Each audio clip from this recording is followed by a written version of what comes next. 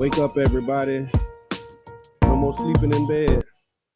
It's the Tampa Bay Breakfast Club. I see you, Sharonda. Bright and early, as always. It's the Tampa Bay Breakfast Club right here on 99 Jams the Berg. This program is being brought to you as part of the New Image Project of the Community Development and Training Center, aka See That. We say, see that. And we like to thank y'all for tuning in, helping us to redefine what's cool.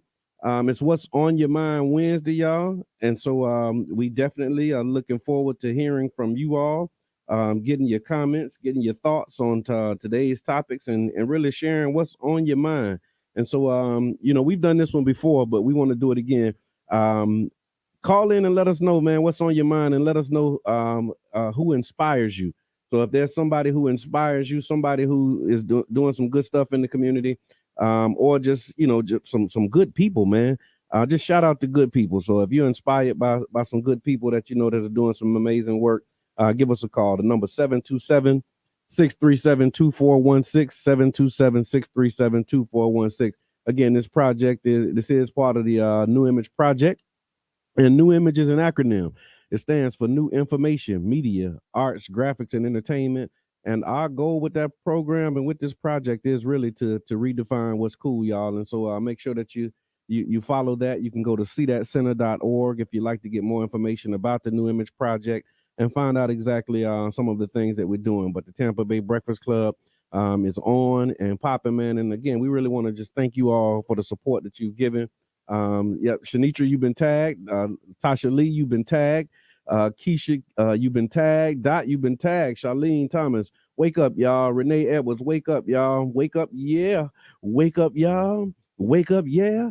Nakia, you've been tagged. Wake up, y'all. Wake up, yeah. Wake up, y'all. Wake up, everybody. No more sleeping in bed. So we're gonna jump this thing off with what's good, y'all. One of the things that's good in the neighborhood is on last week. An air quality monitor was installed in Childs Park. Y'all know we've been doing this "Smell Something, Say Something" campaign, and so we got together last week, researchers, community members, and members of the Childs Park Neighborhood Association. We gathered at the Gospel Ministries for the installation of a purple air monitor. That purple air monitor, y'all, it will be used to begin to help us to really understand the levels of air pollution in the neighborhood, and more generally, what particles and pollutants of health concerns from some of the industrial areas and vehicles in the area. Thank you for tuning in, Shanitra. I see you. I appreciate you. And so, so we doing the air quality monitor. One of the things that we found and what we've been saying is that we know something is in the air, something don't smell right, and so we've been asking you if you smell something to say something. And thank you for those who have been filing complaints. If you smell something in the air and actually went through that process, we worked with the Pinellas County Air Quality Division to try and simplify the process so that it was easier for us to file complaints. And so we also created a Google form that you can find on the Childs Park Neighborhood Association Facebook page. You can also find it on mychildspark.webs.com, or you can go to bit.ly/smell something, and you'll be able to use that form to file your complaints if you smell something. Y'all know that stuff ain't right. We be smelling that stuff in our neighborhood. You shouldn't be smelling gas. You shouldn't be smelling foul odors. You shouldn't be smelling stuff, and they getting kind of spotty with it now. So when I go by there now, by the area that has been causing us concern, instead of smelling like gas, it smells like some type of detergent or something. I don't know if they're trying to sweeten it up and make it smell sweeter, but it does. But it smells like laundry detergent or laundry soap or something. So I don't know what they're doing. We're gonna continue to pull the string. But yeah, you can't put lipstick on a pig, y'all, and so that's why we putting the air quality monitors out, because even though they're changing up what it smells like, we want to make sure that what we're smelling is not something that's harmful and going to be polluting the atmosphere and polluting the area. We've been living with this stuff all our lives, man, breathing this stuff in and don't know what it is. And so we want to do some research, man, and just find out. So it's citizen science at its best. And make sure that you can actually go to purpleair.com, and there's a map on purpleair.com, and it'll show you the data and what we're looking at with this air quality monitor. We also scheduled to be hanging up a few others this week. So yeah, we'll be putting more of those air quality monitors out, man, because it's important for us to know what we breathing in and what's going on around us. Also, it's hurricane season. So the hurricane season, the 2022 Atlantic hurricane season runs from June 1st to November 30th. The areas covered under the Atlantic hurricane season include the Atlantic Ocean, the Gulf of Mexico, and the Caribbean Sea. Basically, everywhere around Florida, y'all. And so, after an active 2021 Atlantic hurricane season, the National Oceanic and Atmospheric Administration, the NOAA, they're predicting an above average 2022 Atlantic hurricane season, y'all. So make sure that you get yourself ready. NOAA, they're predicting 14 to 21 named storms, and they're also including 3 to 6 major hurricanes, man. And so make sure that you're prepared for these storms, prepared for these hurricanes. Don't take it lightly. We lived in Florida long enough to know that you never really know. And so you want to make sure that you're prepared and at least have what you need in order to survive the storm. And to that end, what we're also going to be doing is on the 25th, we're going to do a hurricane supply giveaway, and we're going to actually give away supplies for those who may need them. And so come out to the Childs Park Lake. We'll be doing it from 10 a.m. to 12 p.m. on Saturday, June 25th, and we're going to give away some hurricane preparedness kits for those who may need them. And so y'all make sure that y'all come on out. All right, it's What's on Your Mind Wednesday. We got a call on the line. What's your name? What's on your mind? Caller, are you there? Caller, are you there? Maybe not. All right, it's What's on Your Mind Wednesday. Y'all give it a try again. 727-637-2416. It is What's on Your Mind Wednesday, and you're listening to the Tampa Bay Breakfast Club. All right, so we want to do this day in history. Today in history, today is June 15th, 2022, and June 15th is the 166th day of the Gregorian calendar year.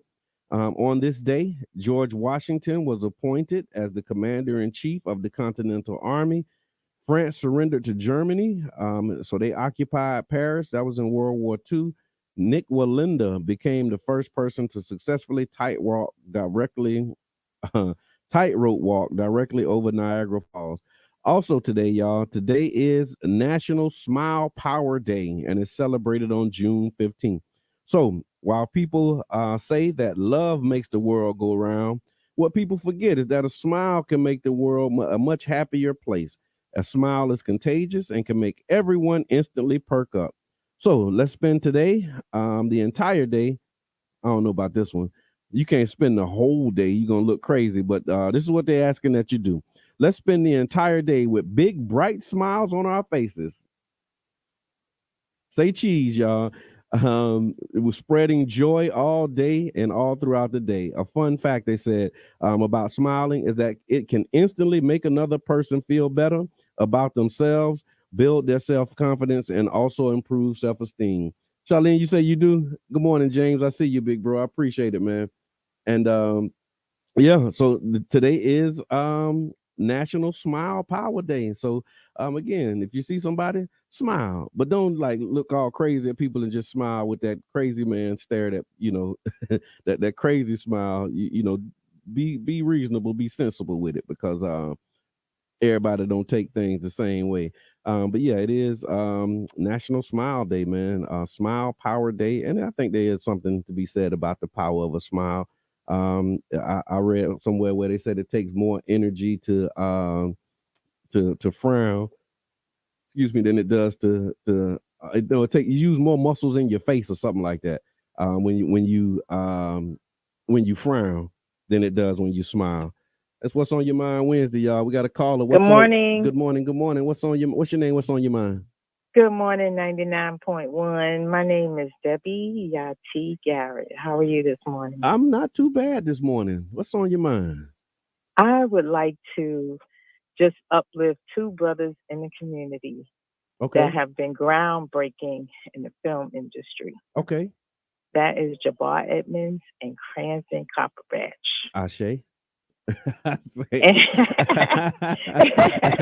the Dream Makers, huh? yes, the Dream Makers team. And I just want to say that they gave me a platform, Mm. and my film has taken off, and it's called Send Me the Series. It stars Cranston in it. However, what a lot of people don't know in St. Pete is that we are putting it on the map across the world. Yes. The film has been at film festivals. It has taken legs. It's walking. It has accolades all over the place, from California to New York City. And in a couple of weeks, I'm going to be going to Canada because the film was nominated in 3 categories. I love that. I love it. I love it. Yes. And I just want to say that not only are they making other people's dreams come true, but they are documenting what's happening in St. Pete. They are documenting the renaissance that's happening Yes. for artists.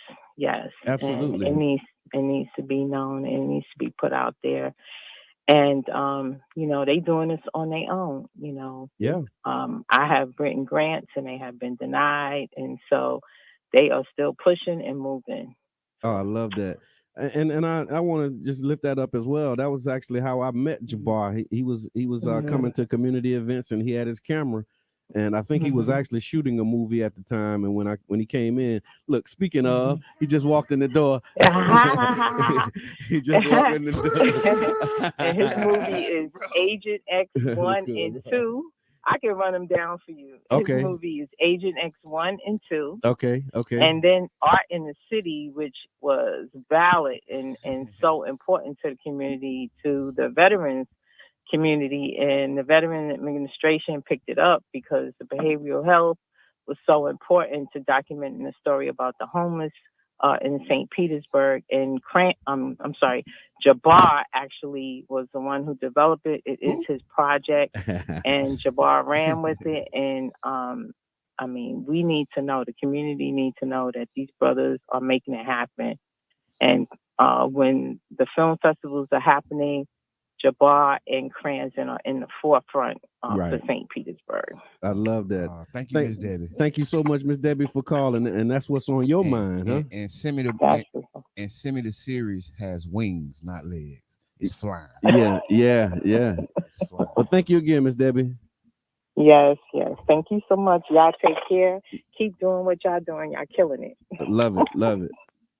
Believe and do good. What's good with you, brother? Oh man, I'm right on time. Okay. So Yes, sir. Yeah, it felt good. I'm listening, driving up. I just couldn't help but smile after the smile. The smile. Yeah, it is National Smile Day.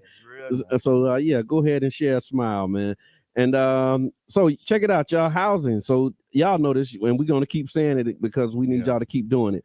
Landlords in the city of St. Pete can no longer refuse to rent to tenants who have Section 8 vouchers. They actually were denying people who had Section 8 vouchers. Yeah, I heard stories about that. Yeah, it's actually People illegal. with vouchers not being able to even find places. That's true.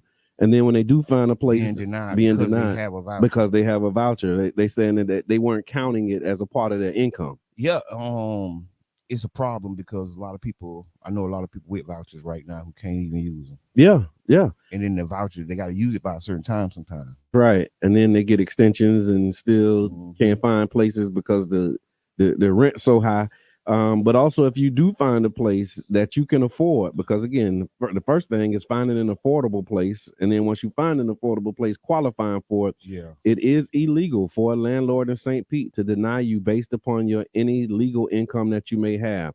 So that's any money that you earn at a job. If you have a Section 8 voucher, if you're getting Social Security or disability, any of that income has to be included once you put it down so that you can qualify for the place.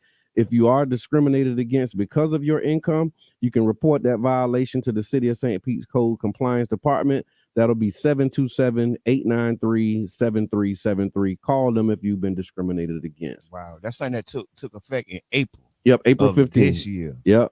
And it's something that we've been actually advocating for. Yes. Big shouts out to you, Brother John, for the work. Hey man, likewise. Yeah. Likewise. Appreciate it. Likewise. I appreciate you. Seeing the work materialize into Oh bills man. and policy, that's big. It's something when it goes from an idea to a policy, Yeah, right? remember one year was ideas to action. Yeah, that was absolutely one of the to see that yearly frames. I don't know Yeah. what we call it, but it's It's a like yearly frame. That's what it's like a is. mantra for the For the year year. and it was ideas to action. And yeah, we kicked that thing off, man, with a lot of great ideas and a lot of action that's happened since then.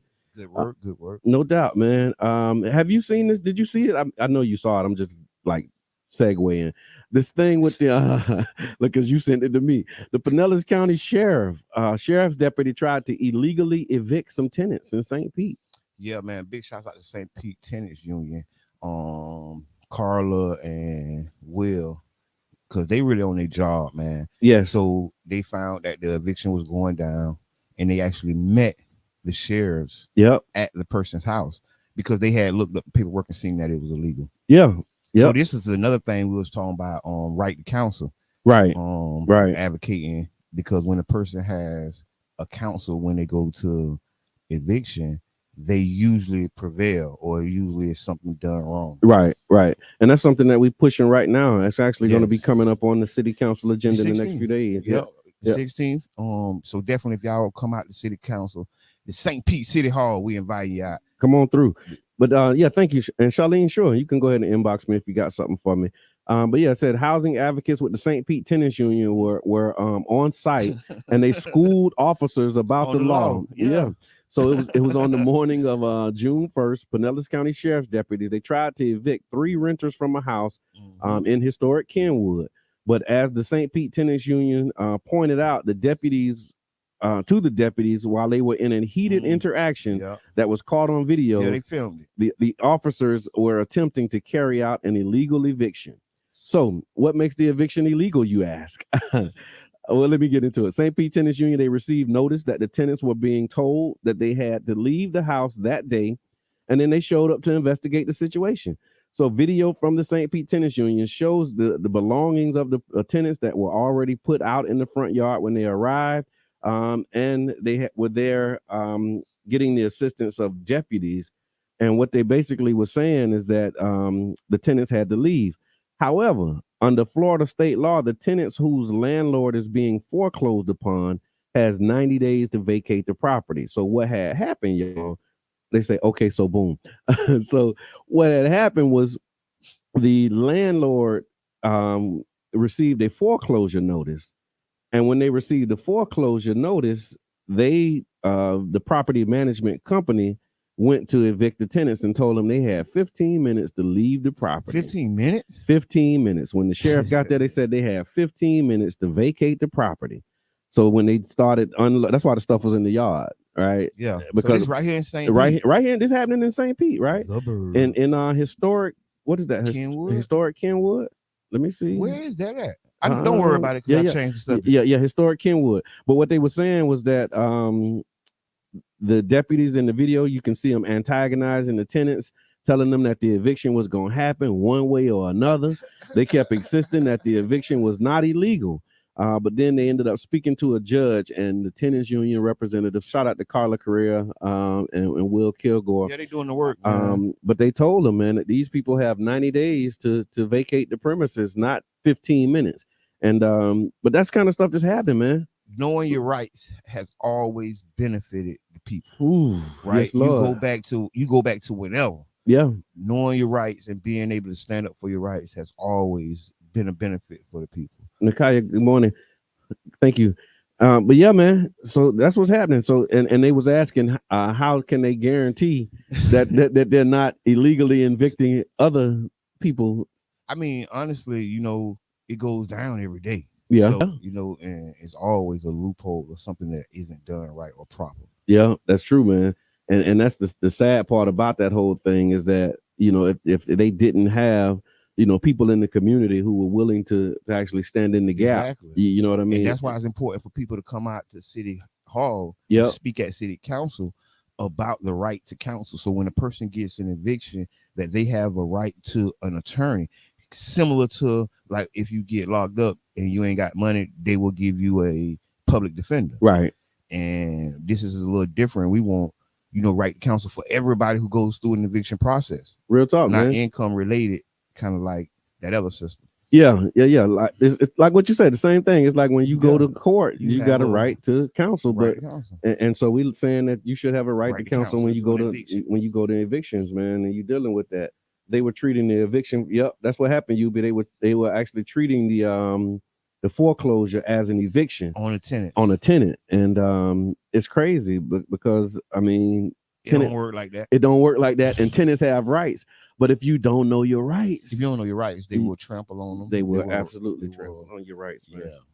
Yeah, it get done. Yeah, and so if you are in that situation, know that you do have rights, and that the other thing too is that they said that the tenant created a GoFundMe. I think I might have shared it on the St. Pete community calendar page, because she was facing a last minute eviction, and so they are asking for some help with the funds to be able to move and relocate. Because after you put all your stuff out on the side of the road, after they told you had 15 minutes, they tell you got 90 days. That house don't feel like home no more. I mean, I was watching it, and then the lady did say, I can't make this my home. After that. Right. Yeah, I mean, how could you? How could you? No, that's the right framework. Yeah, it's time to go. It's time to go. You need to make the right proper precautions to get where you need to be. Real talk, man. Real talk. And so, y'all listening to the Tampa Bay Breakfast Club right here on 99 Jams, the Berg, and again, as a community-owned public media resource, WUJM 99 Jams relies on the support of listeners like you to keep the shows that you love on the air, the doors open, lights on, and to continue to put out quality programming in the Tampa Bay area. So please consider making a donation today or becoming a show sponsor. You can actually sponsor the Tampa Bay Breakfast Club or any of the other shows that you like listening to. You can do so by visiting 99jamstheberg.com. Click on that donate button, y'all. What we're going to do is we got to pay a couple bills, and so we're going to do a station identification. We're going to come back with a break, and then we're going to continue the Tampa Bay Breakfast Club conversation right after this. Y'all stick around for it right here on WUJM, St. Petersburg, 99 Jams. Attention all men in St. Pete. In recognition of Father's Day, please join Healthy Start at Johns Hopkins All Children Hospital and the cohort of champions of the city of St. Pete as we take this time to celebrate you. On Friday, June 17th, 4:30 to 7:30 at the Enoch Davis Center, we will have free health screenings, food, drinks, music, and raffle items. We hope to see you there at the Enoch Davis Center, located at 1111 18th Avenue South. All right. Welcome back to the Tampa Bay Breakfast Club. Yeah, that was, it goes fast. It's only a minute. I'm your brother John, and this is the one and only Mr. Edmond. Hey, and this program is being brought to you as part of the New Image Project of the Community Development and Training Center, aka CDAT. And we like to thank y'all for tuning in, helping us to redefine what's cool. Yeah, that's real, man. Juneteenth. Ooh, Juneteenth, powerful. So, what's your thoughts on the federal recognition of Juneteenth? I mean, it's crazy, bro, because we want it to be federally recognized, but then when the corporations make it, corporatize it, we don't really. It kind of rub you. It kind of rub you the wrong way. Yeah, it feel like another manufactured holiday. But it is what it is to you, not what they do with it. Real talk. It's what's on your mind, Wednesday. What's your name? What's on your mind? Good morning, gentlemen. Good morning to the Tampa Bay Breakfast Club and 99 Jams. This is executive call. Man, listen. This is real talk and it's a real call. Yes, sir. Yes, sir. And I have been saying to you, gentlemen, sometimes when I run into you guys, how impressed I am. So I want to say it now, live on the air, for real. I remember when I gave you guys a challenge to do a morning show. Yes, sir. I didn't expect, well, I don't know what my expectations truly was then, but you guys really exceed my expectation because you gentlemen, you have taken the project and you ran with it and you have covered so much ground. And I've been hearing it all the time throughout the city. People have been saying to me how wonderful and informative the Tampa Bay Breakfast Club is. And I just want the community to know that Brother John Jabbar and the young lady Qiana and Reno. Qiana and Reno, that they are one of the, I would say, best media team ever to the radio station. Wow. Because everything that was done from news to culture to economy to everything you can think of that a community need to grow and develop. You have given so much information. I mean, you could be the city's attorneys. You could be the city's planner, the city's financier. I mean, everything that they need is right there on this little program called the Tampa Bay Breakfast Club 99 Jams Morning Show. Oh my God. You know, I just want to impress the community to utilize this service. And not because, and you know, I'm the station manager, but right now I'm speaking as a listener. Yes, sir. I'm speaking as a citizen of St. Petersburg. And I just want every citizen who's listening right now to understand the magnitude of what you're doing, the power of what you're doing. Because what you're doing, you are looking out not for yourself, but you're looking out for the community. I've heard you talk about child sport situation. And I mean, yes, I used to pass around certain places. I could be there and some other places and smell detergent. That used to say in my mind, what are they washing? So what are they washing? They must be washing thing.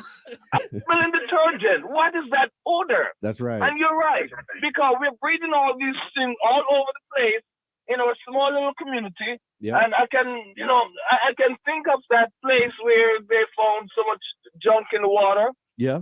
You know where I'm talking. Yeah. And it can happen. Michigan. And it can happen right here in our own little neighborhood. So I'm saying this to say that anybody out there listening to the Tampa Bay Breakfast Club morning show, if you want this program to continue more than 2 days per week, there you call go. back. Call the station. Let them know how much impressed you are with the program and the information that they're giving, because you guys are giving some information. And it is time we get someone to step up to the plate and sponsor the Tampa Bay morning show, because you guys deserve it. Thank you so thank much. you for what you're doing. Thank you, Mr. J, for everything. What you're doing. Thank you, Mr. J. I appreciate it. Mr. J, enjoy the rest of the morning. Yes, sir. Without Mr. J, it wouldn't be no Tampa Bay. It would not Club, be. Man. It would not be. I think it was during like 2018, Amendment 4. Amendment 4. Big shouts out to Desmond Meade and the whole FRC. I think it really was. Tell the story, right? It really was just like preparation. It was preparation meets opportunity. Yes, that's right. Because we was prepared. Yeah. We was ready to rock now. Yeah. We ain't just come like with an idea. Yeah. We was rocking. We was rocking and rolling. Big shots out to Jada Michelle. But no, it was ideas to action, right? Yes, it was really that ideas to action, mindset and mind frame. And it was like doing it, not talking about it, but still doing it. Yeah, because you got to talk about it in order to talk it out. They say you got to speak it into existence, right? So you got to have conversations. You exchange the ideas. That manifestation circle. Yeah.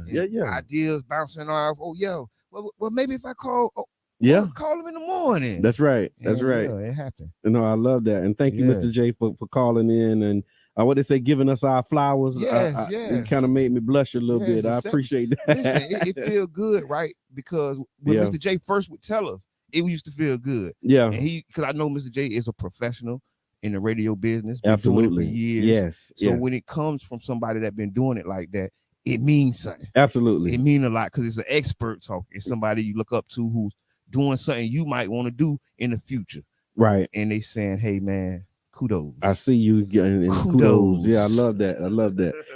All right, so the Juneteenth celebrations, Juneteenth, it's a lot of stuff happening. Bigger than big. Listen, so I love what the city is doing to Juneteenth. Sweet, good morning. Right? Because it's turning into MLK 2.0. Okay. Right. And we need these economic days. We need these days when people can go out and get that money. Yes, sir. Right. Yes, sir. And congregate. Right. Do commerce. That's what they call it. Yeah. Trade and commerce. It's trade and commerce. It's when a bunch of people get together and trade and commerce. Right. Big shots out to y'all. No, and I'm glad what you said about the commercialization of Juneteenth. I was actually watching what was that program I was watching last night? They had Juneteenth ice cream on that. Well, no, they didn't have Juneteenth. They actually had a sister from Texas, and she was saying, spoiler alert, she said Juneteenth is a hoax, and she gave some facts about how Texas still had slavery. Well, no, they actually abolished slavery before the rest of the Union, and then when they came into the Union, they had to go back under. They went back up under the United States government and segregation. But she gave it was like a history. It's one of them learn to unlearn type moments. But she gave a real interesting history on Juneteenth. Yeah, Say No More had something posted about that. Real talk. Real talk. Big shots out to him. It's What's on Your Mind Wednesday. Caller, what's your name? What's on your mind? Good morning. It's Miss Davis. Miss Davis, what's going on? How you doing? Good morning. Jabbar, wasn't you supposed to send me something yesterday? Look. and that's what's on your mind. That's right now. and tighten up. Talking about what's on your mind. Straighten up, tighten up right now. Tighten up right now in present time. Yeah, but I know you guys are speaking on Juneteenth, and like I was saying, I didn't know how to tag the Tampa Bay Breakfast Club in the whole ordeal, but okay, my husband is doing something big on Sunday, and it's presented by Horace Construction Company, Black-owned, multi-million-dollar construction company. Yeah, I know Horace. They're doing Sankofa. Yeah. Yes. They're the ones actually that did the construction work and built the Tampa Museum of Art, which the event is held at, and they're part of the event. And also USF, Moffitt Cancer Center. So it's a big ordeal, family event. Mm-hmm. The entertainment section is from 2 to 8. Okay. The event opens at 10, ends at 8, but the registration, let me tell you, the registration was at 1,000 when we came on. Oh wow. When we started, they all of the promo that they did themselves was already out. Okay. From the time that they told us, it was only me and my husband doing promo for them. Wow. Mm-hmm. And they're now at 2,500. I love it. I love it. Great I love word. it. I love it. So who say we don't support each other? What?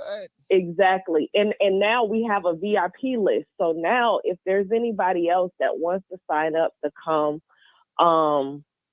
let me know, inbox me. I'll send you the link to register on this private form. Okay. We're not turning down anybody, but we definitely want to make sure that we know who's coming and when they're coming, because there's a check-in point. That's why everybody registers. The check-in point is at the Tampa Museum of Art. So it's a little bit of different, of how to get in there. It's not, everybody's not going to come at the same time, but still they want to know, the count and who's there and whatever. But it's supposed to be a great event. So you have time Sunday, come out, bring your family, enjoy. There's just so much going on. The address I'll post up on my page or tag my husband's page. Put it in the comments, Sue. Put it in the comments. Okay, so whoever and I'll put it. Right, and I'll put it in the comments of whoever wants to show up. Jabbar, I need that footage ASAP. Listen, I'm in the drive right now. I swear to God, I'm scrolling. I'm trying to get it for you. Yeah, because and I'm working with the committee to help put on the entertainment section, and I'm putting some other people on that's going to give them the exposure that they need. And it's like, okay, we got the opportunity to come across the bridge and to get that fan base as well. That's right. That, that money on that end, but they're happy to even have people from St. Pete come over there. I love So come it's represent too. just, yes, and come represent. So we bringing the bridge over there, and it's like it's doing numbers. And the lady on the meeting yesterday on the Zoom call chat, she was surprised that it had jumped that fast. Right. And I'm like, and the one lady said, well, with a fan base following, you got people who got following, they're gonna bring people out. Right.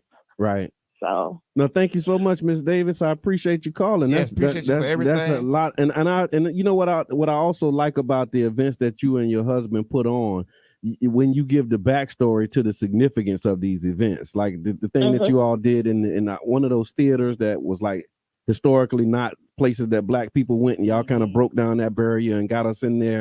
And then the thing that you're doing now with bringing, like, really spreading this whole Tampa Bay, mantra, because the world is gotten smaller, and Tampa's just across the bridge, you know what I mean, and just really starting to see the opportunities that exist in the Tampa Bay area. So shout out to Bradenton. You start thinking about Sarasota, Palmetto on that side of it, because it's just a little short trip, over there as well, y'all. So we got to expand our vision. Absolutely, and he also has a show in West Palm Beach this weekend.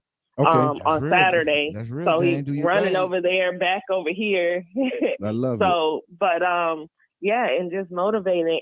And also when he's at Spitfire on every first Friday, listen, he's doing numbers. He's doing more numbers than the people that have shows there that are doing shows. So if y'all are available on that first Friday, come out and enjoy the show.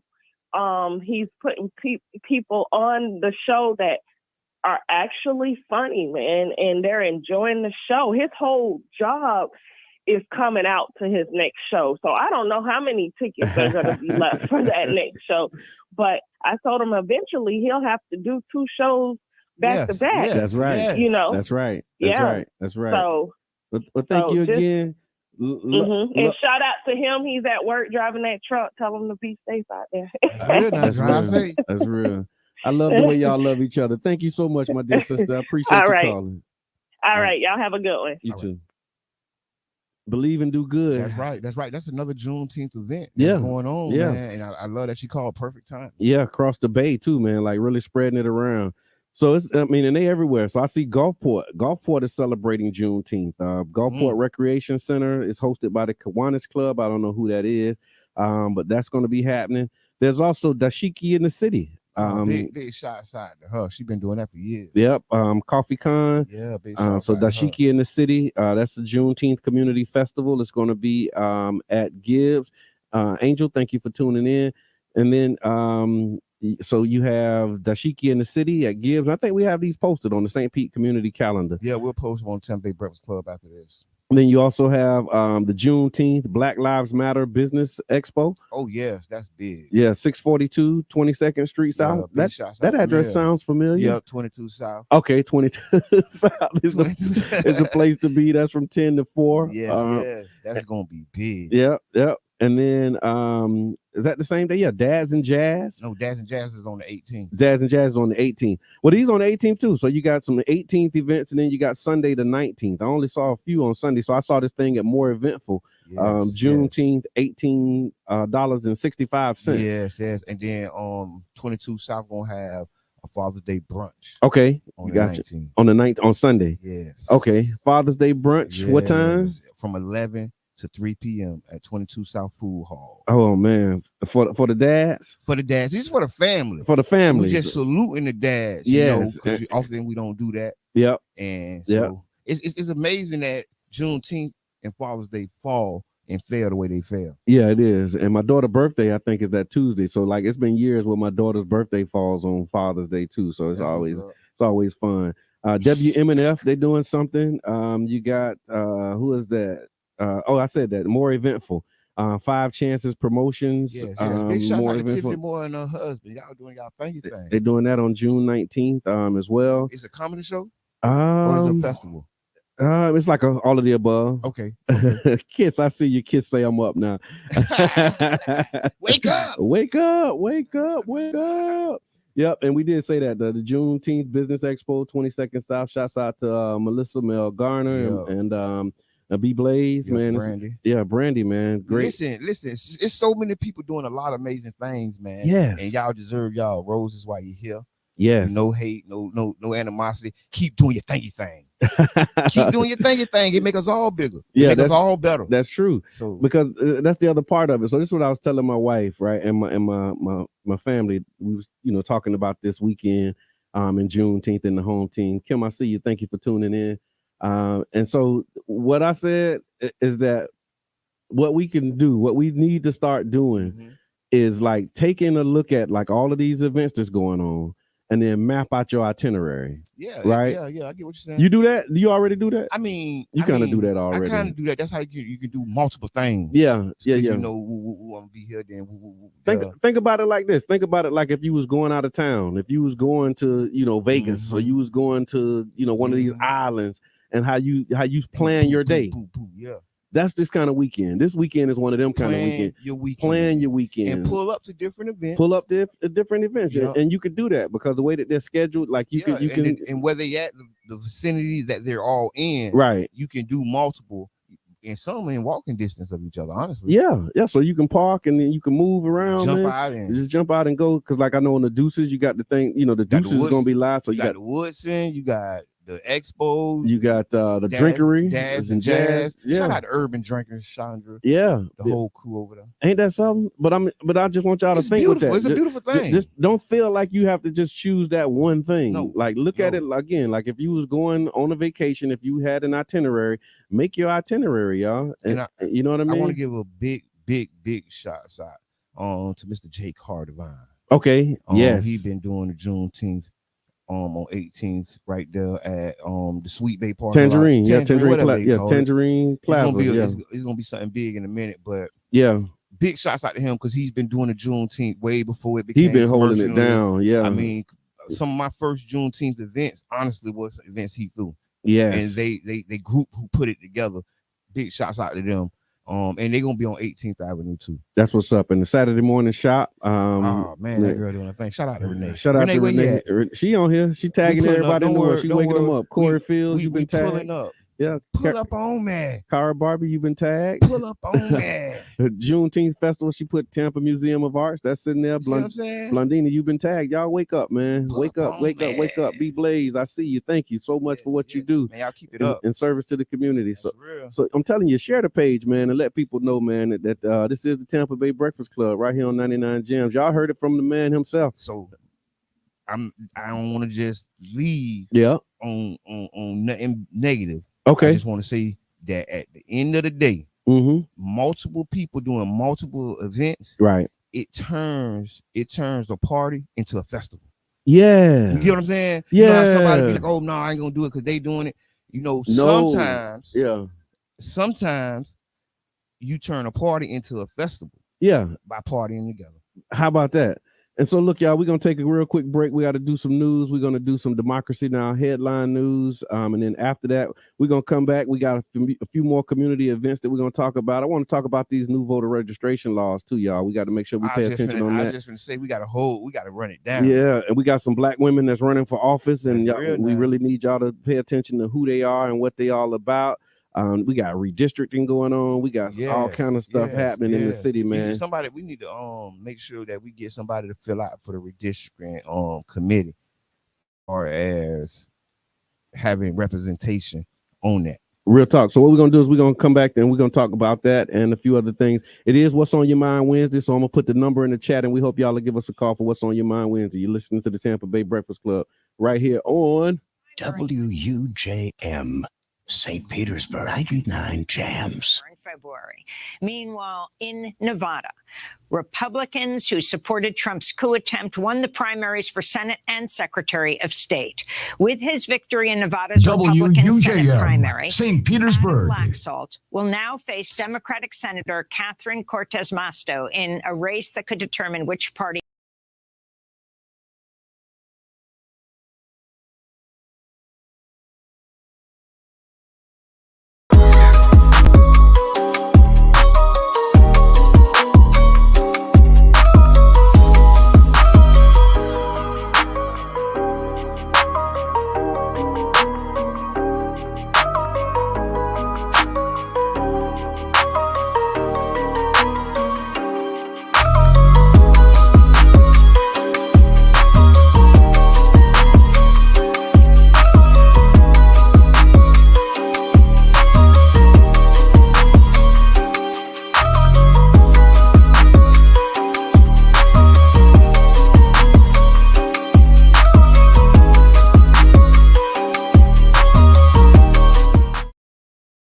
Agape Soul Boutique. High-end boutique looks and quality with affordable pricing. Located at 6025 Martin Luther King Street South in St. Pete. Choose from our amazing selection of stylish, fashion-forward heels, wedges, boots, children's shoes, accessories, and much more. You can shop now and pay later, interest-free with Afterpay. Subscribe to our website and get huge savings on our latest products at agapesoulboutique.com. For more information, call 727-379-1318. Come give your feet the royal treatment and check us out at Agape Soul Boutique today.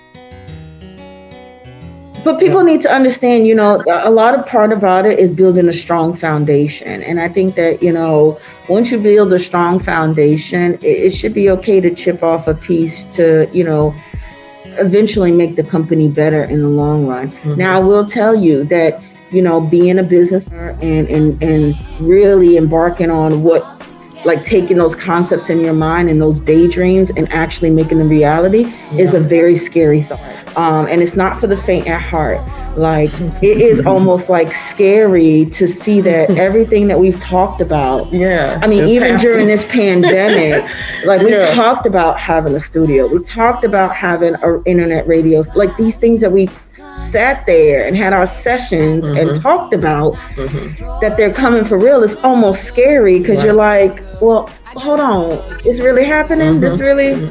So, and it's keeping that same energy, not resting on your laurels, getting, I got to tell you, Power Plug has really, is really born out of our dreams. This is something that we've talked about for at least 2 years now, and it's finally happening. Dodging foreign objects, street knowledge, I should have went to college.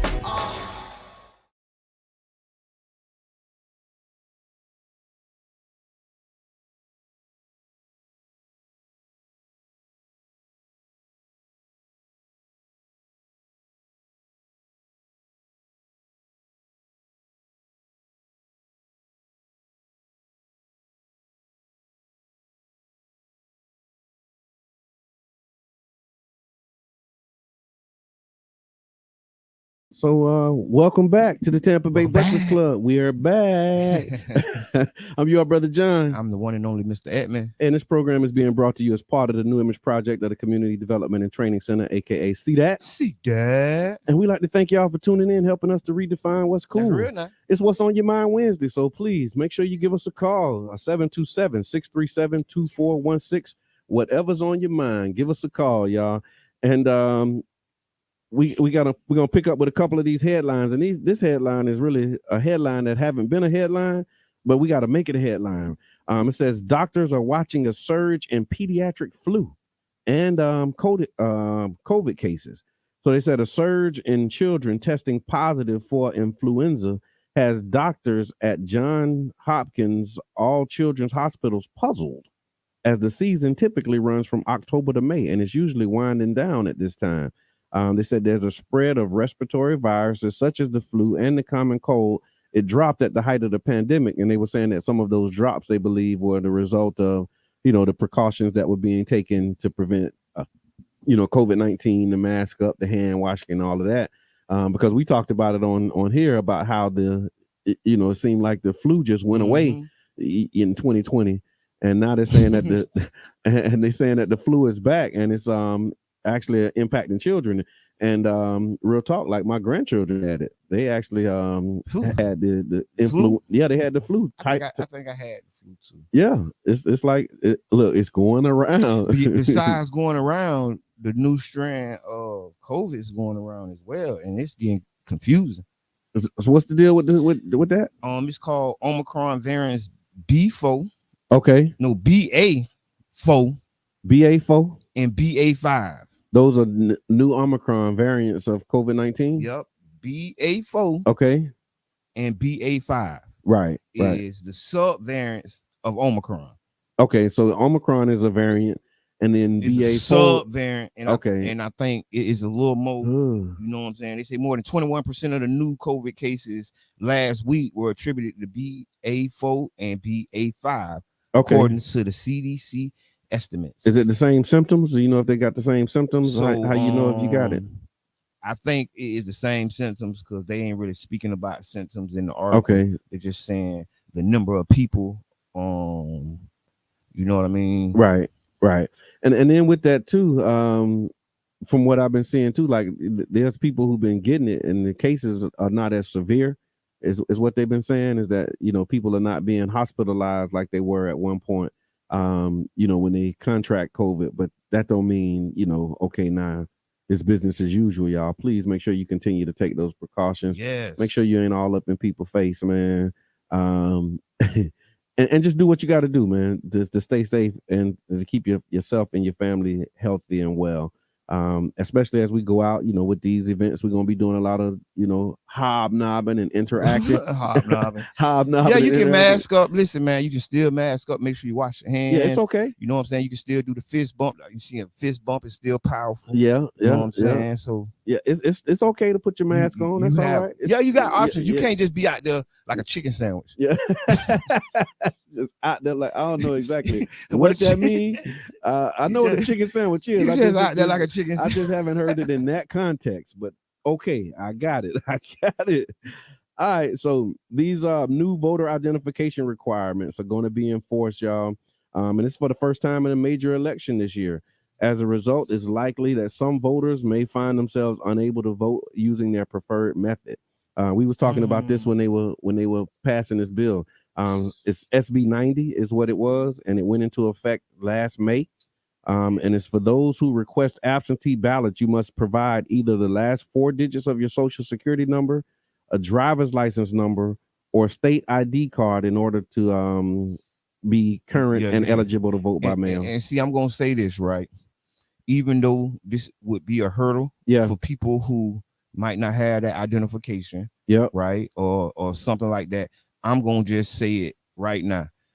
Show them people your ID. Yeah, go ahead and get your mail-in ballot. Yeah, because this hurdle is also a hurdle for people on the other side. Yeah. And what we got to do, we got to register more people. We got to get more people with their mail-in ballots in their hand and in the mail, not on the kitchen counter. That's right. Not somewhere.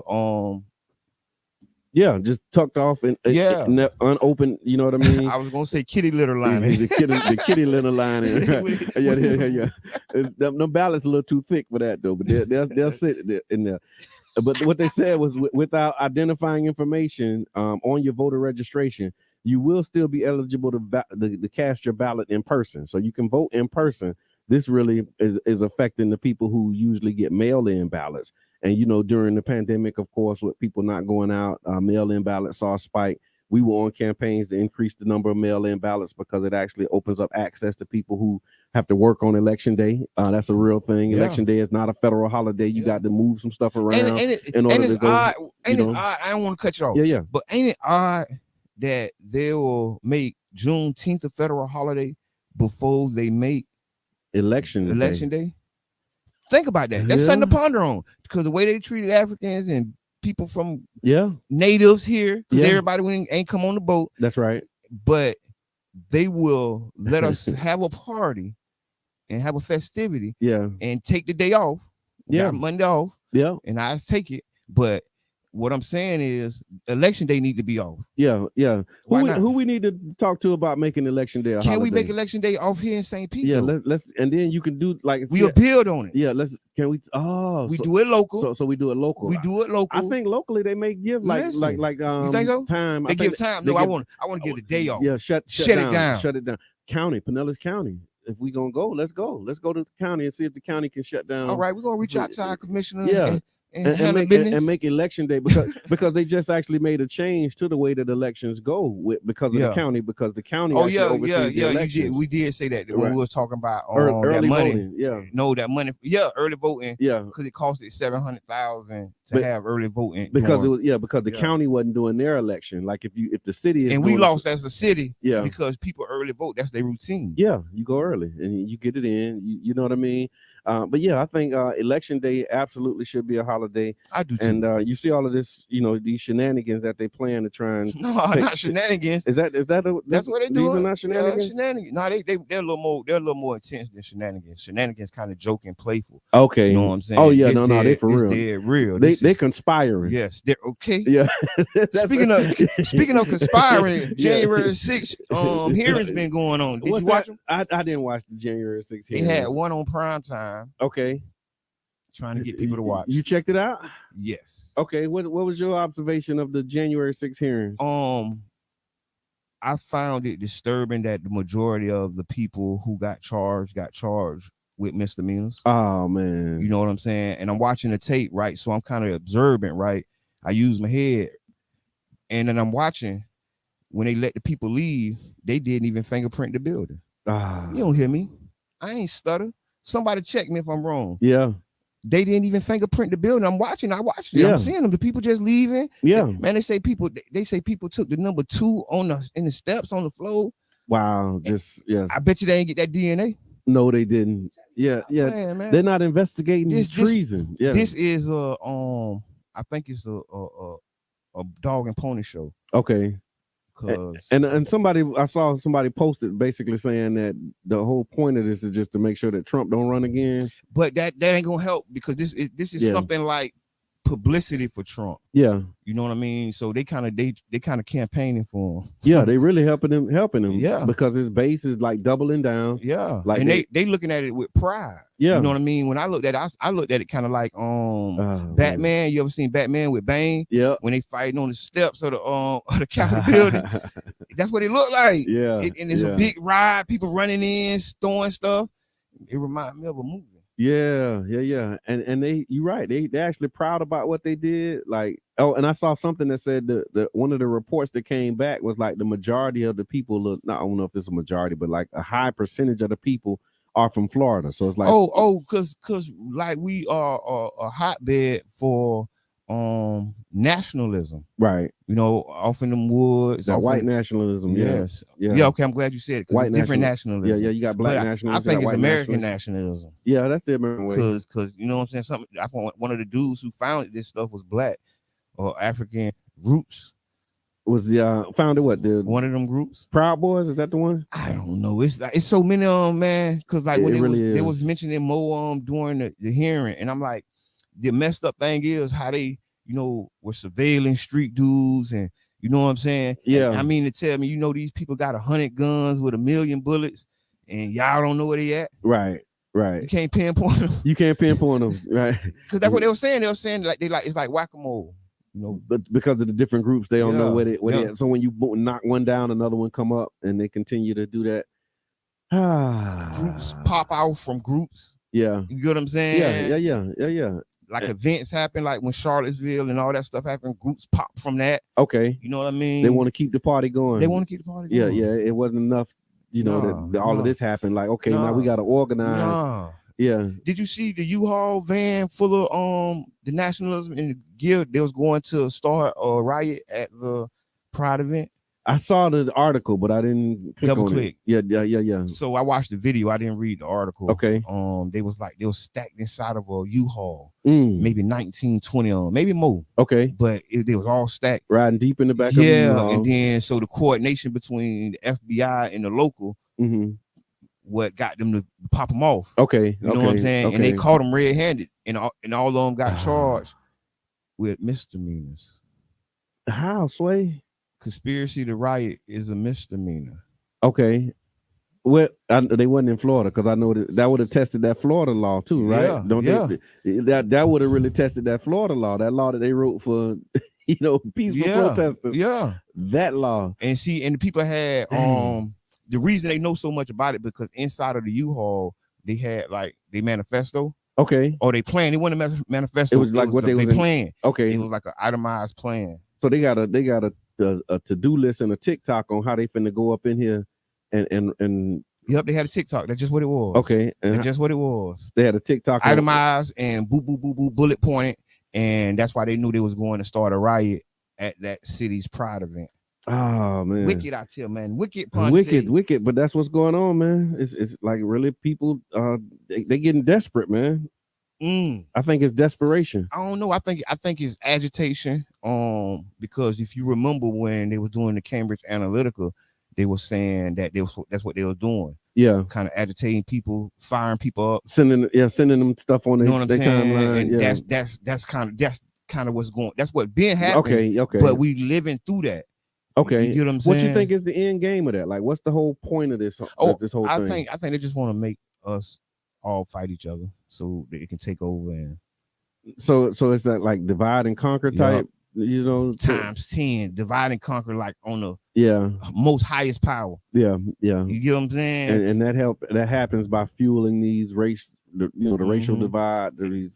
You got some that believe that a race war is coming, and so they've been talking about it. They've been talking about it like forever. That was like Charles Manson's whole thing, right? It was like trying to kick off a race war. Yeah, and like that racism is an illness that's just it's at the bone, boy. They might need to get disability because it's like really it's paralyzing. Yeah, it really is. And on multiple fronts. Yeah, both sides. You know on both sides, it's a double-edged, like white supremacy, which breeds black inferiority. You know what I mean, and all of those different like side effects. And look, get your red line and then get your the variants. You got variants of racism. Ooh. How about that? You got variants of racism. Omicron BA4. Which one was killing a whole bunch of people? Man, was that first one? It wasn't Delta. Delta got a lot of people. I think Omicron was the one that was like it was a little milder. Yeah, I think it's Delta then. But yeah, I think this might be like Delta, because you think about when we say racism, it's big. It's so much. It's multifaceted front. It's in the school system. It's everywhere. It's in your political system. Yeah. It's in your law enforcement. Right? It's on your TV. It's on your TV screen. Programming. You know what I mean? It's everywhere. It's like so pervasive. I was just going to say that. I was looking for that word. It's so pervasive in this country that it's like, it's intrusive. It seeps in. Yeah. You get what I mean? Yeah. Racism hit a surface and seep down and rot it, like, you know what I'm saying? Man. And then rot it. because even in like the nonprofit culture, seep in. That's the non-industrial, the nonprofit industrial complex. But it's like it's there too, right? Yeah. So you working for these nonprofit it's companies. apparent there, because that's what perpetuates systematic racism. Is when you have systems in place that keeps the status quo. You get what I mean? That absolutely like rewards status quo. So when you're dealing with nonprofits, they are paid better to hold the status quo. And then when you do something game changing, you can't get funded. That's true. Once you really start you do some real game changing work, you better have your own money. You better have your own crew. You know what I'm saying? Working, doing your own thing. People put money in the hat, because you're not necessarily always going to find. You can find funding. There's a lot of funding everywhere. So I never say that. That's true. But it's not easy when you really doing some real game changing work. That's true. It's really real, man. So listen, y'all, you're listening to the new 99 Jams Morning Show, the Tampa Bay Breakfast Club, right here on 99.1 FM. If you missed the earlier part of the show, because we were giving out a lot of good information, we had some callers call in, some stuff that you might want to hear. So you can actually go back and listen to the replay. You can go to facebook.com/Tampa Bay Breakfast Club. You'll be able to catch the replay there. You can also go to 99jamstheberg.com if you want to listen live. You can actually listen on the internet. 99jamstheberg.com, and also on TuneIn Radio app, because a lot of times you're on the go, you're moving fast. Download the app. Download the app and go to TuneIn Radio app, and you'll be able to look for WUJM 99.1 FM, and you can actually catch us in all of those places. So black women stepping up, man. School board races are happening. Wow, we got the re-election campaign of Caprice Edmond running for school board District 7. Yes, Edmond for Education. Edmond for Education. Donate. Go to the website. Donate. Volunteer. Join the team. The views expressed. Yeah, the views expressed. You got to get of mine, right? Because this is not the radio station. This is something personal here. Yeah. That's very. But personal. make sure Edmond for Education, go get it. Yeah, and then also another black woman that's running. James, thank you for tuning in. Dr. Keisha Benson, Yes. Pinellas County School Board District 3. She's also running. I think she has an opponent in that race now. I don't know who it is. But y'all make sure y'all check out these candidates. Dr. Keisha Benson, Black woman. Caprice Edmond, Black woman. Also, Renee Flowers, Pinellas County Commission District 7. Black woman, man. Running for re-election. She was just elected. But see what that was they went to a special, they went into the governor and wrote some new rules that made her have to run again. So it's kind of something kind of fishy. Yeah. But because what was it? 2020? Yeah. But it is what it is, because you know. Yeah, but that's the state law. But so they interrupting her 4-year term. Yes. And so it's almost resetting the 4 year. So check it out. Here's the scenario. If they mess around, you talk about how they organizing and all of this stuff, right? So if she loses her seat, that means that she would have only done 2 years out of a 4-year term that the voters in the county elected her to do. Yeah, that's how they pull that off. State law. Yeah, you know what I mean, and that's why it's important for us to be involved with the law and rights. You know what I'm saying? Wow, because that's probably a lawsuit waiting to happen. Class action suit. It just don't sound for right. The people. Even if you for the candidate or not, you know what I mean? No, I hear that. But just the idea that it's whatever they were voted in for a 4-year term, she could potentially lose her seat and only serve 2 out of the 4 years, and somebody else could be in the seat. The views expressed you know what I mean? Of the Tampa Bay Breakfast Club, not of 99.1 FM. Or any of the affiliates. And my views is mine. Yeah, I take ownership of me. Not even the Breakfast Club. Got listen. Yeah, because we don't always share the same views too. Because really, honestly, I'm gonna tell you Good what morning, it is. Nicole. Good to see you. It's kind of like the same thing that happened during Reconstruction. Yeah, you know, when the black codes came. Right. It's the same thing that happened when Jim Crow laws came. The law can be weaponized, right, and it's weaponized often against us. And so what we got to learn to do is write laws. Well, let's do it. Yeah, let's write laws. Let's write some laws. Oh, I'm glad you said that. Listen, Hold because honestly, no, I'm glad you said that for the real. The remedy is going to be somebody is going to have to write laws in our favor if we can't write them ourselves. So check this out. Stetson University College of Law. They have a youth civic engagement program. Speaking of writing laws and having people write programs, I've seen that. So here's the thing: the Youth Civic Engagement Program is designed to help students learn ways to empower themselves and others through civic issues and advocacy, both within the communities and in their social circles. The program is free, and each participant will receive a small stipend at the end. The curriculum will include interactive workshops that will be led by Stetson Law faculty and law students, including the following topics: civic engagement, social justice advocacy, personal and community online advocacy, and youth leadership as well. To be eligible for the program, students have to live in Pinellas County, be between the ages of 15 and 17. Good morning, Valerie, I see you. And also considered underrepresented due to race, ethnicity, sexual orientation, gender identity, socioeconomic status, and other unrepresented identities. But here's the catch, y'all. Selected students must be available between 10 a.m. and 3. It starts from July 18th to the 23rd. That's not the catch. The catch is this: you got to do it today. The application deadline is today. The application is available. I think we posted this on the St. Pete community calendar page as well. But go there, because we talking about having students and we having people write law. You can expose students right now, ages 15 to 17, to some law experience. You know what I mean? Like, listen, I love it, man. You sitting under, some Stetson college faculty. Listen, I looked at it. I read it because I was gonna sign up.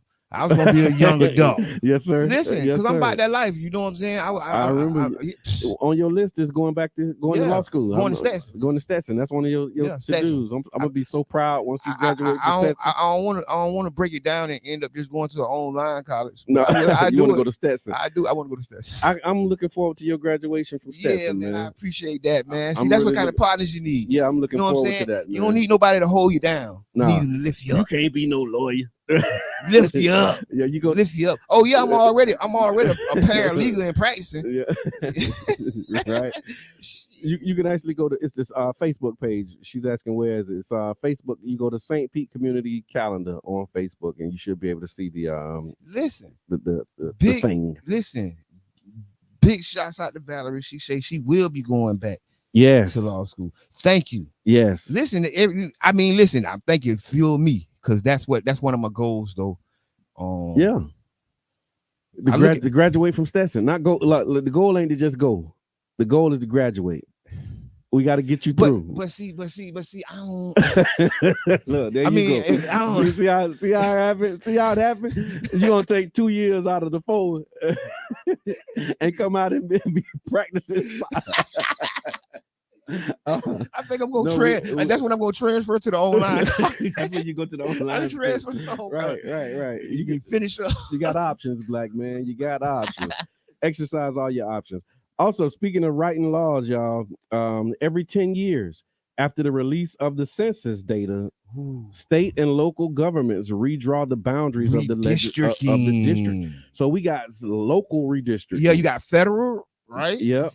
I think you got state. You got state. And then you got city. City. Yeah, so we're in the city. County. Yeah, you got county and you got city. But here's the thing.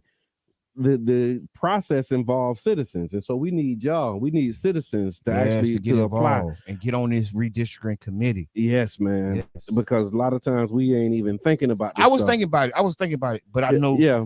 I'm still gonna think about it. I got a couple of days left. I think the deadline is 17th. Yep, this Friday. Yep. Yeah. So if you want to be involved, and that's to be considered for an appointment by the mayor, because you have so the way it works. Here's the thing the stuff I don't like, right? So the redistricting is when you redraw the boundaries of the city council districts because of the census tract. Yeah, because people may have came or left. Right. Okay. And so what you're trying to do is keep it, geographically similar and equal. Ooh, so what that mean when they say them 5,000 black people left? It's going to affect the boundaries depending on where they moved and where they went and to. Depending on who came back. Right. You get what I'm saying? Because people moving here, so it probably offset. But that's another thought. Yeah, but here's the thing. So as you're doing this, it's different processes, but depending on the district that you're in. Yeah. It should be one process, in my opinion. That's what I hear what you're saying. You know district, what I mean? I know why, because one appoint, one to get an application process. Yeah. And everybody doing their own thingy thing. And that's something that should be in the charter. It's something that should be in the charter. And I think it was an amendment on the charter to kind of do that, but it wasn't voted for heavily by the people. But yeah, so like this. So to be considered for appointment by the mayor, you can apply online by Friday the 17th.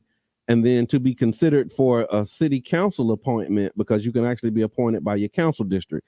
First thing you got to do is go to the City of St. Pete's website and use the map to see what district you in. So you want to know what if you. Oh, so you only can be appointed in your district. So I can't apply and be appointed by another city council member in another district. Not, I don't think so. Now, I don't know if that's law, but I know that's like preference. Yeah, but you can do what you need to do. Yeah, but that's what I'm saying. So I think it's. I don't know if it's a North County, but I know like as a preference, because we had this conversation about the I remember Charter Review Commission. Yep. And I think it did happen. Yeah, because it did happen. Somebody picked somebody that was not in their district. Was not in their district. Okay, and it was a little smoke about it, but I think it made the Charter Review Committee more round and sound. Okay, you get what I mean? Because you had a representation. Everybody had a representation. Okay, if not maybe 2 or 1.5. Right. You get what I mean on the charter review. Yeah, because that's what it is now. So you find your district, and then you got to reach out directly to your council member, and so they have information. Again, we'll post all of this stuff on the St. Pete Community Calendar website. But you got to reach out to your representative specifically, and if you don't have a relationship with them. Again, I'm trying to figure out the process. I did see like in District 2, there's an application, a Google form. In District 5, there's a Google form application. But like my district, I don't know, what the process is like. You know what I'm saying? Like I haven't seen. We got to make some calls. You know what I mean? We got to make some calls because honestly, man, this is so important because how these districts are drawn would determine the elections in the city of St. Pete for the next 10 years. Yep. And that's how important that is, because like the charter, every 10 years, I think the charter gonna come back in 8 years because of some. Yeah, because they changed it to coincide with well, I think this redistricting process. Yep. So you don't do the charter then the redistricting. Maybe it's really real, man. And you got to be politically, illiterate or literate, not illiterate. Yep. You got to be political literate. You know what I mean? Because it's complex. It's not easy. It's really not. But once you get it, it's like math. 2 + 2 is 4. Yeah, you just learn the rules. Then once you get it, you can get to a complex equation through that basic. Yeah, that foundational the principles that you learn moving forward. And so and like I said, with redistricting, it's like we just need voices of people to be at the table, man, to make sure that they ain't trying to cut us out of the pie. I mean, and then because now what we got 2, 3. 3 what? Representatives African American. Yep. Yeah, 3. That's like a historic number then. Yeah, and then you got I think they kind of just walked that through. Two we got 2 ladies, 2 women. Yeah. Yeah, they kind of and then walked Richie that Floyd. Through. Yep. First black mayor. Like it's some history. Whoa. Yeah, it's some I history. put all that together. Yeah, and then Lisette Hanowitz, I think she's like the first Cuban American. You know what I mean? I thought she was. Yeah. I think she's Cuban American. Yeah. Right. Yeah. That's historic. And Latinx, I think that's kind of all the same. That's right? that's what I was trying to say, but I didn't want to, because you don't say what nobody ain't. Yeah, you gotta say what they is. What they is. Yeah. I just pause. It's a lot. It really is a lot. Yeah. And then, like you say, having relationships with your elected officials, knowing who they is. Yeah. So one day, we'll do that right now. The elected officials. Okay. What's their names? Okay, so for District 1, it's Copley Gertis. Okay, Copley Gertis just got elected. Yep, and District 2 is Brandy Gabbert. Okay, shout out to Brandy. District 3 is Ed Montanari. Okay, Ed, we hear you. District 4 is Lisette Hanowitz. I met her a couple times. We was on panels together. She was the president of she cool. She seemed cool. She was president of a neighborhood. I want to say Crescent Lake Neighborhood Association, I think. But we did some stuff together with Kona. Okay, pretty solid. District 5, Deborah Fick Sanders. Big shouts out to Deb. District 6 is Gina Driscoll. All right, Gina. District 7, Lisa Wheeler Bowman. Big shouts out to Lisa. And District 8 is Richie Floyd. Hey, big shouts out to Richie. So that's what we just did. Yeah. That's the St. Pete City Council as of right now today. Yeah, and those are your representatives. And then now find out what district you live in. Yeah, you can actually go to the stpete.org, and then there's a map on there.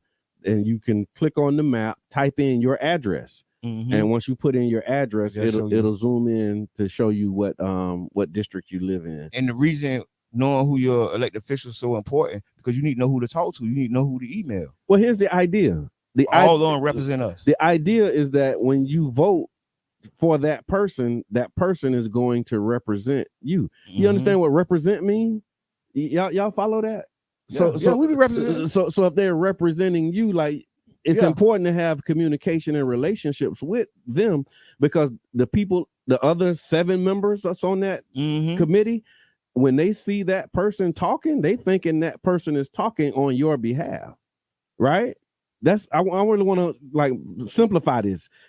You know what I'm saying? Heavy. That was heavy, right? But when that person is sitting up there asking questions, they're thinking that person is asking questions on your behalf. You talking about as a city councilman? Because they're as a city council for their constituent, your constituent, and they're representing you. And oftentimes constituents are quiet. Maybe it's because because these city council members are people. Yeah. Right. I don't think none of them are too difficult. You know what I'm saying? They should be approachable. Yeah.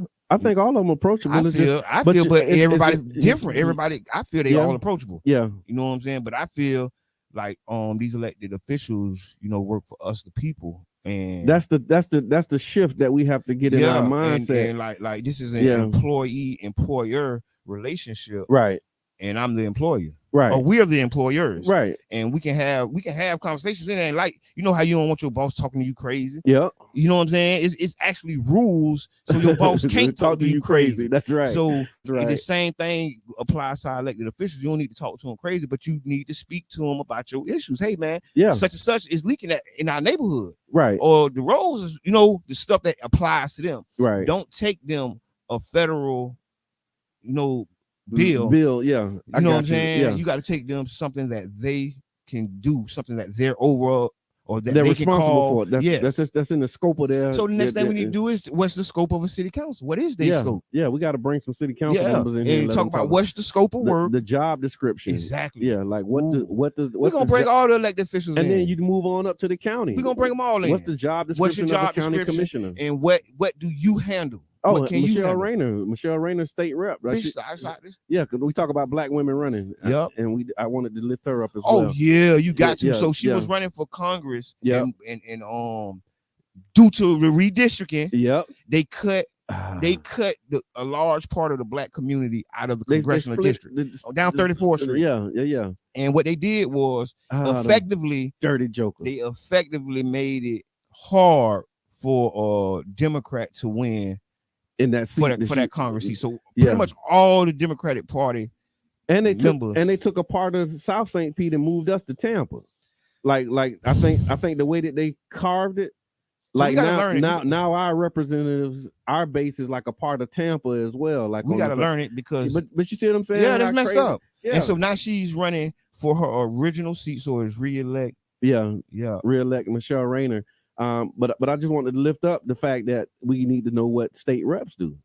Like what is so since they running, we invite the opponents, we invite them. Yeah, you know what I mean? Who show.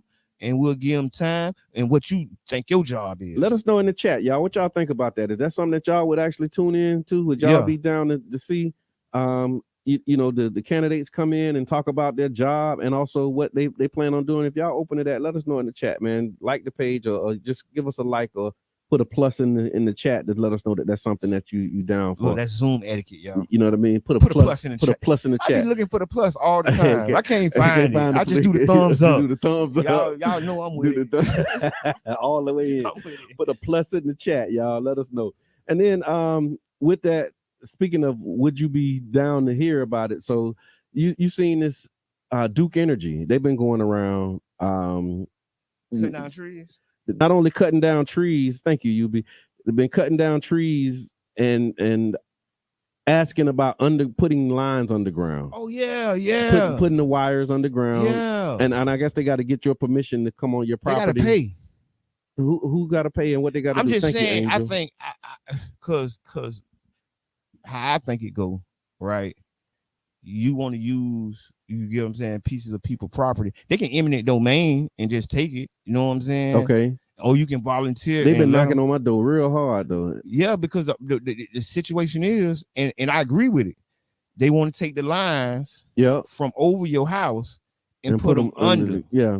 So maybe they'll start cutting down the trees. So that might help the trees. They probably should have did that before they cut the trees down, you think? But it's hard because it's hard. You got to go and talk to everybody. Yeah. You know what I mean? And then, you know what I'm saying? Okay, that's why they're knocking on my door like that. You don't get everybody. You can't necessarily do it because you got to run it a certain way. You get what I'm saying? Yeah. So it's crazy. I don't know how I feel about it. I ain't going to say no. So that's the other thing. We want to invite the people to talk about it. Man, listen here. That's what I'm talking about. I mean, listen, if they come, dude, we need you to sponsor the show. That's the first thing. Yeah. And that's not buying our support. I'm gonna tell you now. No, it's not. Because if we're against it, we're gonna say it. And you're gonna be mad. You're gonna be mad. So just but we still need your support. That's true. Because if you donate and we don't like it, we still gonna say we don't like it. you gotta still walk. Your donation does not mean you have to still walk correctly, man. That's true. Because if it come across our desk, we break them rules. But it's a rule. I guess it's a rule that says if they donate, it's an unspoken rule that says you got to support them if they don't. No. Listen, we support in the community. That's right. Our allegiance is unwavering to the people. It's unwavering. So what we got to do is you got to work around it. Yeah. Or work with us. Work something. You got to do something. But that does not mean we complicit with you and your madness, man. Real talk. And so so we're gonna invite them in. We're gonna invite the people from Duke Energy to have a conversation. That's what's up. And it might like end up being like one of them special broadcasts. So what you think? You want to? I mean, I got them on the hook. And the candidates can be a special broadcast too. Yeah, we can actually do a special broadcast. So and then we'll talk it up during the show and then have it off air. Like a Zoom. I don't know. We'll put it together. Okay, but yeah, because we want to have the again, we want to talk about the stuff that's happening in our community. And so what we're gonna do is we're gonna take like a quick 1 minute break, y'all. We're just gonna pay a couple bills. Remind you that you're listening to the New Morning Show right here on WUJM, St. Petersburg, 99 Jams. Attention, all men in St. Pete. In recognition of Father's Day, please join Healthy Start at Johns Hopkins All Children Hospital and the cohort of champions of the city of St. Pete as we take this time to celebrate you. On Friday, June 17th, 4:30 to 7:30 at the Enoch Davis Center, we will have free health screenings, food, drinks, music, and raffle items. We hope to see you there at the Enoch Davis Center, located at 1111 18th Avenue South. All right, welcome back to the Tampa Bay Breakfast Club. I'm your brother John. I am the one and only Mr. Edmond. And this program is being brought to you as part of the New Image Project at the Community Development and Training Center, aka CDAT. CDAT. And we'd like to thank y'all for tuning in to help us to redefine what's cool. All right, so we talked about the black women running. We talked about some of these new voter registration laws. What else you got, man? I want to talk about the story team. If you know the story team, okay, they I guess they got together a few years back, and they've been doing stuff in the community. Eric Jackson, Steve Money, they whole team, G Gaines. Good morning, Madam President. They whole team. I want to give a big shout out to them for what they're doing as far as with our youth. Okay, know what I mean? You know what I'm saying? Them boys doing their thing. If y'all look them up, it's the story team. It's story on Facebook. Right. It's an acronym. I don't want to mess it up. You know what I'm saying? And big shouts out to Madam President and what they're doing with the superintendent. Oh, yeah. It's a new superintendent for Pinellas County Schools, and they bringing them for a conversation. We got to get the date. It's June 30th. I saw the flyers. June 30th. I signed up because they said something crazy. So y'all need to sign up. Madam President, can you give us a call if you can and let us know what's going on the 30th and what this, because I did see it. It's 727-637-2416. Give us a call if you got a moment and let us know what's happening. 727-637-2416, because I did see something where it's like these everybody got something to be mad about, right? Oh yeah, and it's words that automatically make people mad when they see them. And see the problem is it's an agenda, and then you have splinter cells that's tightly connected to the main cell through media and emails and whatever, right? And they just executing, they just, you know what I'm saying, maliciously, right? And what we got to do is we got to execute the same way. Is this Madam President? It is. Hey, good morning. Thank you. Back signal. He threw the back signal in the air. Yeah, y'all already know when Brother John Muhammad say call, I hurried up and went to dial it. I appreciate it. So tell us about the upcoming event with the superintendent, and I know it's like some backstory stuff. We don't want to get too distracted by that, but I really want to hear about the significance of the event and why people should register. Talk to me. Absolutely. So, oftentimes when we talk to parents, they feel that their only recourse of action, it begins and ends at the school level. Yeah. Mm-hmm. So when you have conversations with them and you say, okay, you talk to the teacher, you talk to the principal, you didn't get anywhere. What was your next step? And they are like, that was it. So I want to, and the NAACP wants to bring the key leaders of the administration to the community so that they can not only hear from them and hear what their role is and why they're hired to serve them and their scholars, but also so that they can put a face to a contact so that when they have issues within their child's school and they feel that they are not being heard, they can up the ante to the people that has the authority to make the things happen. I love it. Like, that's powerful. Everybody report to somebody. Yes. Everybody reports to somebody. And what people don't understand is even our new superintendent reports to the school board. That's right. So people think the school board reports to the superintendent, but that's inaccurate. That's right. The superintendent reports to the school board. So that means that if by chance you feel that you've upped it to the superintendent and you're not being heard, then you go to his boss. Oh, you escalated. And that's that group of individuals that we voted in. And just as a point of record, the school board reports to us. So we are the boss because we voted them in. We just was talking about this thing go now. You see how the Wi-Fi signal work, man? Like we on the same I'm telling page. you. I'm telling you, it's so true. It's so true. So what was the thing was that Moms for Liberty or something? Like I seen a distraction with that too. Like with anything that's going to bring equity conversations, there has got to be a distraction. Actually, if there's not a distraction, be concerned. That's right. That's right. And so That's Moms right. of Liberty, they put a post up. They copied our flyer and then put some additional collage flyers from Allendale United Methodist. But it was interesting because the collage pictures that they chose to put was when Allendale Methodist put Black Lives Matter up on their marquee, or when Allendale United Methodist put white supremacy is the worst thing that could have happened to America since whatever year. Right. They didn't choose anything else, but they chose the Black Lives Matter marquee and the white supremacist marquee, and that was chosen specifically to generate angst amongst those fractions of people who have a racist agenda. And yep, I'm saying it, racist agenda. Right. So anytime we say equity as it relates to African American people or the marginalized people, you're gonna have those folks that are gonna come because God forbid it really becomes equitable. So here's what I'm thinking, Madam President, with all of the stuff that's going on and that's happening in the world right now. I think maybe talking to the chief and having some type of security there. Because already done. Okay, thank you for that. That's right. Walk light. As a matter of fact, because people crazy. Walk light and step hard. And I want to put it out there.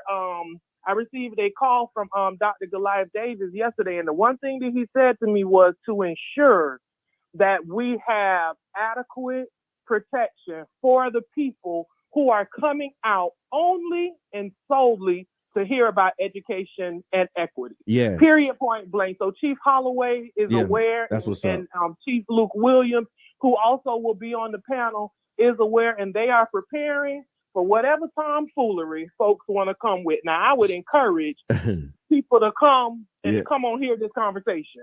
Because if you're coming with anything else, Sheriff Gautieri will then shortly see you. I'm trying to tell you, and you got people that's already like on edge. So it might you looking for the sheriff and the police. It might be a citizen that's just saying, you know what I mean. We in a different time. Because you got people that's like, man, I'm telling you, like I'm heightened. My awareness is heightened. So you moving crazy, acting goofy.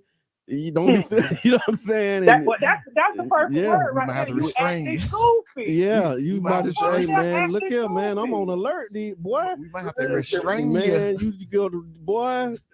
we got some amendments. We have to protect person and property. I mean, and I got a lot of people I love, and a lot of people love me, and I ain't trying to get in. Man, come on, man. Okay. Right. So we're gonna encourage. We're gonna encourage them not to interrupt this vital conversation. This is something that we have not had an opportunity to do ever. Where we have a new superintendent who has just recently been sworn in last night, as a matter of fact, is willing and open to come to us and hear what our issues are, what we think needs to take place in our school board. But not only that, we get to hear from him what he's planning on doing. We can counter that if we don't agree. That's right. That's right. And let them know how we feel. I think it's important.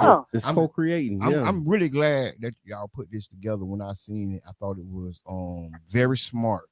Because it's vital. Because oftentimes these people come into these positions and don't get to hear a piece of the community mind until they've been here 5 years, 10 years. Yeah.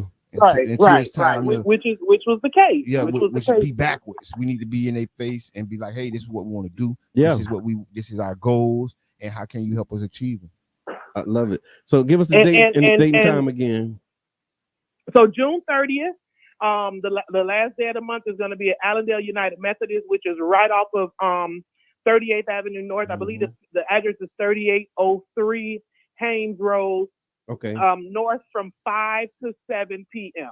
Love it. I love it. Now, if someone is unable to attend in person, then they absolutely can log on via Zoom. The Zoom link will be shared, Okay. so they can come on there, and you will still be able to be heard because we will have someone monitoring the Zoom, Nice. and they will ask your questions on your behalf. I love that. Thank you so much for responding to the call, and thank you for all that you're doing, praying for your continued restoration and health and all of that good stuff. Yes, yes. And ditto across the board. I love y'all. Y'all already know I love y'all. I will become Tracy by John Muhammad and Jabbar Edmond, man. Hey, Look, thank you. we ain't trying to do that. We ain't try, but if we got to, we do what we must. I love you. All right, sis. I love y'all. All Talk right. later. Peace. You must do what we must, man. But that's the kind of access that we looking to bring, man. Like opening up these circles, like what we saying. We putting this information about city council so that you can walk in those doors, man. We inviting you to come to City Hall with us when we go to City Hall, so you can be in these spaces and really we talk about access and talk about seats at the table. But one of the first things that we can do is just be present. Yeah. You know what I'm saying? I think that's one of the most important parts of it. Because oftentimes we're not present. Yeah. And just our presence, commands respect and Absolutely. commands attention. Absolutely. Right. Just us I've being seen present. I've seen it. We walk in and yeah, and it ain't just because we us. It's because we present. Of the people. It's the presence of the people. Yeah, you know the agenda is gonna change. I've seen conversations change. I've seen directions. You think about it. You done seen it when you walk into a room of people and they talking about you in a way that ain't good. You see how they change the conversation when you get there. Mm-hmm. Your presence do something, right? And that's why you have to be there. That's why you have to be there, man. All right, so we're gonna land this plane, man. Get ready to make way for Total Praise. Our sister Hughes is gonna be following us after this. Pastor Gravely, thank you so much. He said, "Thank you all. We need to talk about access to textbooks and why we don't want them purged and changed to obscure history." We do need to talk about that. That's a very valid conversation. It really is, and I'm thinking, and when we having this conversation, we also want to talk about it from the role of if they don't do it, what will our response be? Because we still got to get it done. Like we can't wait on if they don't provide the information, if they don't give us the data, like we still got to make sure that our children get it. I think the writing on the wall says that we have to educate our own. That's where it's going. And even if you don't decide to take your child out of public school, still take the time to educate your child when they're at home. Yes. Because honestly, they learn way more at home than they do at school. Real talk. And so final thoughts, man. Oh man, final thoughts, man. Let's get active. Let's get in the community. The 16th, we're gonna be at City Hall. Come down, rock with us. We're gonna be talking about housing. We're gonna be talking about the things that matter to you the most in the community. Yeah, that's that. All right. And it's a lot on here. So yeah, Juneteenth. We covered the Juneteenth celebration. Shout out to everybody doing something on Juneteenth. Support it all. Get you a routine. Yeah, and go from event. Make you an itinerary. Sit down with your family. Y'all plan your day. Plan your Friday because Friday is the kickoff at Urban Drinkery. Yep. So plan like that, right? And then you can plan your day like the stuff that you can do with your kids. Dance and jazz. Plan the stuff you do with your family, with your children, the wife, and then the thing that you want to do if you want to go do something for. It's like something for everybody. Mm-hmm. Big shouts out to the 8 Queens Collective, Dance and Jazz at Urban Drinkery, man. Yeah. Y'all just don't understand how special this gonna be for the dads. If you got your dad, tell your dad to pull up. And that's on the 18th, and it's from 4 to 8. 4 to 8. Pull up on and it's 2194 9th Avenue South, right there on the Deuces, man. Deuces Corner. So I was telling one of the organizers, big shouts out to all the women that put it together. I was telling Sandra. Yeah. I said, I got the YPs. We're gonna come through and volunteer and help out. She said, you can't help. Oh, really? Like no, we don't want your help. Because you're a dad. You're a dad. I said, I'll supervise. I'll be a supervisor. Yeah. She said, well, you better supervise. You ain't doing that. Yeah, they're not gonna let us do I love that. That was big. Yeah. That was big. Yeah, because we talked and we've been saying it for years, and we only been saying it because it's true that dads don't really get a whole lot of recognition and things on Father's Day, and then with it falling on Juneteenth, you know what I mean? A lot of that. a lot of that stuff go into it. So it is one of the moments where, you know, we're seeing that they're doing that, the intentionality behind it. I mean, they're doing some giveaways. I think they said they're doing a credit repair. They're giving away like 5 free credit repairs. Listen, I told them I'm gonna be in each line. No, I ain't gonna be in each line because she told me some stuff going on that only the manscaping line. You gonna be in the manscaping line? I mean, they got to take you around the back and do that, don't they? Listen, I don't know. Can they just give you the tools and you do it yourself? Can I do it at home? give me the to-go version. So first, I've never heard of manscaping. I heard about it. Yeah. I know what it is, but I've never heard that term of people doing that as a service. No, just the term. Okay, because it's a service. They're actually providing that. Yeah, service. I mean, I know it's a service. I know. No, but yeah, because they do it for women, so I know. But I'm just saying, I've never heard of that until Qiana blessed the mic with Daz and Jazz. Daz and Jazz, y'all. So Cheyenne's gonna be performing. We talk about blessing the mic. Cheyenne's I'm gonna be just singing. chill. I'm gonna be chilling. Yeah, and then so with Cheyenne, and then I think they're giving away vacations. That's the other thing. So they is giving away 5 or 10. I think 10. somebody came with, and it amazes me how, because you know this spawned from Honor Thy Mother. Yeah. So Daz and Jazz is Honor Thy Father. Right. The 8 queens doing their thing, and they always raise the bar. Yeah, they really do. They raise the bar. It's not competition, but they make us have to step our game up. Yeah. Because we got to figure it out. We got to really pamper the women next year. Yep. And so, like I said, y'all, man, I just want to thank you. I want to thank Mr. J for calling in. Your words are definitely received with love and gratitude. I appreciate the opportunity, Mr. J, and I'm glad that we were able to deliver on what we discussed, and we're looking forward to continuing to do that. So thank you all for the support. Thank y'all for listening so that we can get them types of calls. Thank y'all for feeding us the information. Thank y'all for tagging your friends. Everything that y'all do to support the Tampa Bay Breakfast Club, See That Center, and the New Image Project, man, we appreciate it. There's more that needs to be done and needs to be said. Again, thank y'all for tuning in. I'm your brother John. I'm the one and only Mr. Edmond. And you're listening to the Tampa Bay Breakfast Club. WUJM, St. Petersburg, 99 Jams. Attention, all men in St. Pete. In recognition of Father's Day, please join Healthy Start at Johns Hopkins All Children Hospital and the cohort of champions of the city of St. Pete as we take this time to celebrate you. On Friday, June 17th, 4:30 to 7:30 at the Enoch Davis Center, we will have free health screenings, food, drinks, music, and raffle